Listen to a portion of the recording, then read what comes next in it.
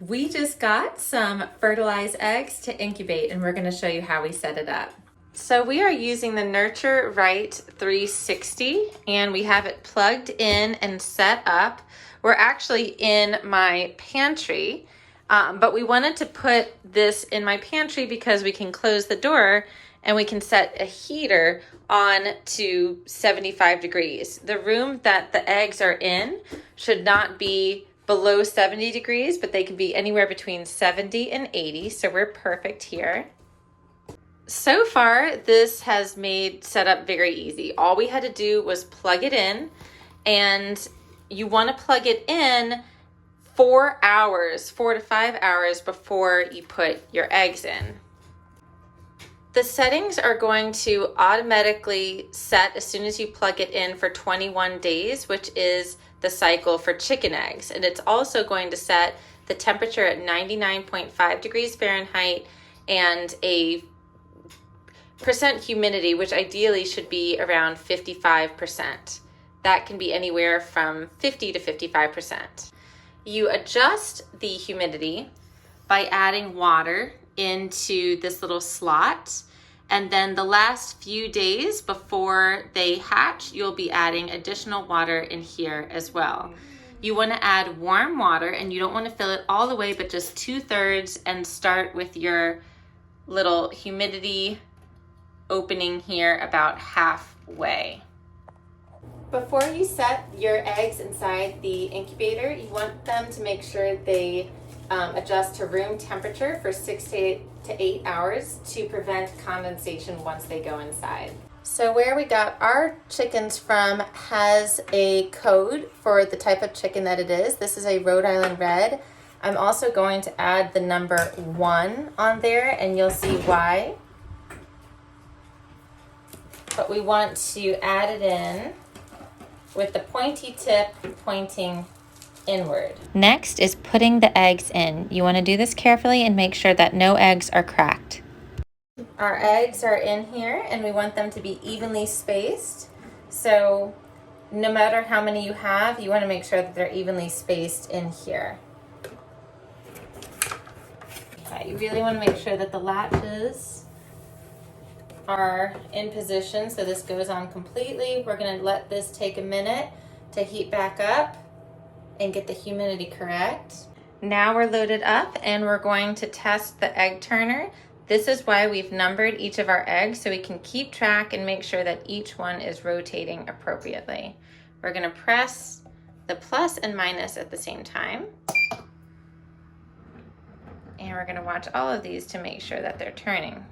This light here is the indicator light for the egg turner. So it's just going to turn once a day until day 18. It's going to stop turning. This is the egg turning indicator light.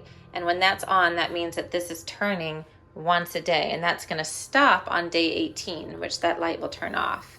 On day 18, we're also going to be taking this out and filling up, making sure that's full with water. And then we're going to take out this rack so the chicks have more space to hatch. You can double check that your display days to hatch is correct by pressing the menu OK button once. 21 days. And you can enter the setting mode by pressing and holding it for 3 seconds.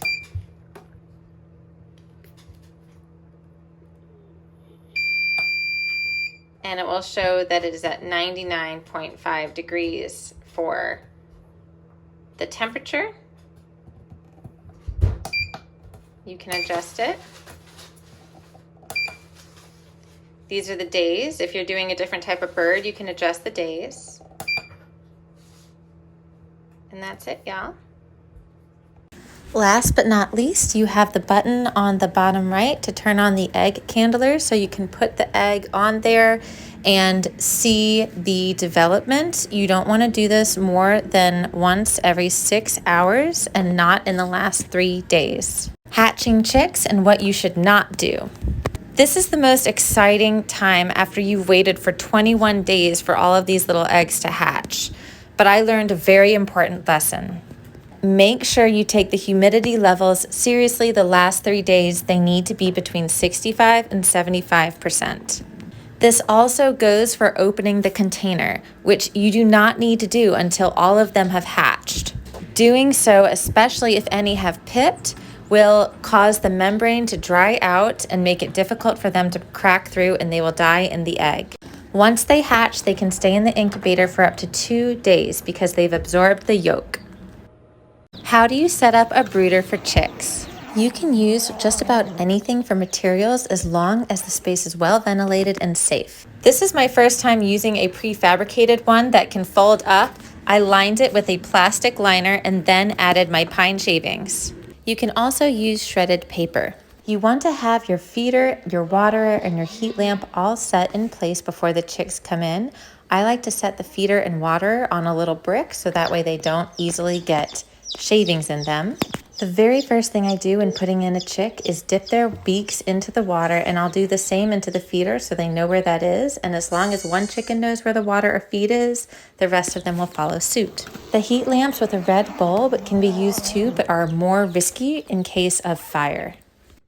When you first get your chicks, you need to check their vents. In other words, their butts, to make sure that they don't have this called pasty butt. Pasty butt can be deadly if it's not cleaned off. It causes blockages internally and can lead a chick to death. You want to submerge the chick in soapy, warm water and not pull off the poop, but just dissolve it and gently wash it off. This is what a clean vent looks like, and that is the umbilical cord right below it. After this bath, it's imperative you keep the chick warm and dry and put them back under their heat lamp in the brooder.